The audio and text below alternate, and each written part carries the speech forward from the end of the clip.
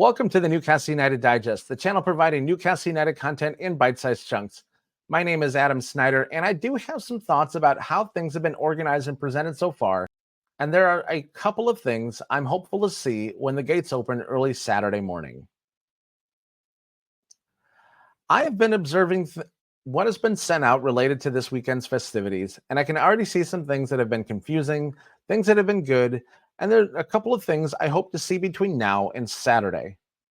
But before we dive into my thoughts, be sure to subscribe to the channel by clicking the subscribe button below, then hit the bell next to it so you're notified when we drop more morsels of Tasty Tune content. The first thing I have to address is how registrations were distributed by the Premier League. They sent out emails within the last week, but nobody I know received them. A lot of people I spoke with, particularly those who were traveling for this event, were really freaking out, but because really they didn't know what was going on. They didn't get an email at all. It took one person in one of my group chats to realize, maybe I should check my spam filter. And lo and behold, that's where the emails were. And once I looked at the message itself, it was very, very clear why it was flagged.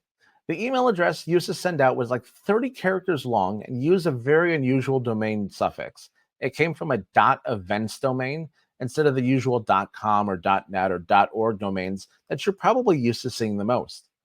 For me, it was not only flagged as spam, but in my Gmail, there was a bright red stop sign trying to alert me that the message was likely a scam. And if I'm seeing this and I'm freaking out about it, a lot of people that are not very tech savvy see that bright red sign in their spam filter and aren't going to open up the email. So, a note to the Premier League, if you're watching, next time, use a simple email address and find a better way to organize your mailing list. Once I actually opened the email and was able to log into the app, the experience became a whole lot better. The Premier League FanFest app itself reminds me of apps that I've used for professional conferences, and I intend that as a compliment. The map that they provided clearly outlines where everything is, and the schedules do a really good job of telling you when and where everything takes place. In addition to the events taking place within the FanFest itself, it has a separate tab with club-specific events within and outside the FanFest. Newcastle United currently has two events scheduled for this weekend, one within the FanFest and one the night before outside of the FanFest. In addition to Newcastle, West Ham, Wolves, Fulham, Southampton, and Brentford all have events listed within the app. Only us and Wolves have multiple events lined up for the weekend. There are one or two things missing on the schedule, and it's one of those things I hope is yet to be unveiled by Saturday. When I attended the last FanFest in Nashville earlier this year, one of the things I found lacking had to do with the food and drink service. The stalls and tents were kind of on the small side, and the lines and waits were really, really long. I was eager to get something while I was there because I wanted to support it and I wanted to support the local vendors. But every time I looked, the lines were 30, 40, and sometimes 50 people deep. And that really deterred me from even trying anything, even something as simple as coffee. Looking at the food vendors and the map provided within the app, it looks like this has been approved upon from my time in Nashville. Within the FanFest, there's several vendors that I would highly recommend, whether you're at a festival or at one of the restaurants. Do Right Donuts are a staple within Chicago, as is longtime Chicago coffee roaster Intelligentsia. Robinson's Ribs is also a longtime vendor at festivals all over the city, and I have no doubt that they will be able to handle crowds with this weekend. And if you want a full list of all the food vendors that are going to be at the FanFest this weekend, hop into the PL Mornings FanFest app, go to the food and drink tab, and you'll see a full list of vendors, their menu, and pricing. And if you're not seeing anything that you like there, you know what? You have a plethora of options within the city of Chicago, and most likely in between the FanFest and where you're staying. So, if you want some more information on what to check out while you're in Chicago, be sure to check out my video that I previously did about things to do in Chicago and things to eat in Chicago. One thing that has been a staple at FanFest has been the opportunity to experience things that you normally wouldn't at your average pub meetup.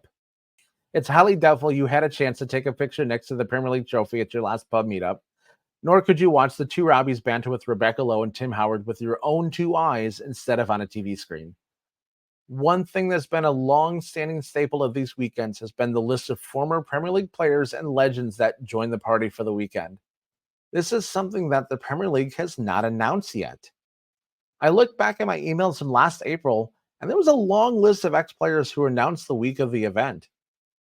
Rob Lee and Alan Shearer were both listed representing Newcastle United. Other legends like Daniel Sturridge, Julian Lescott, and Ahmed El Mohammadi were among the listed players advertised as attendees.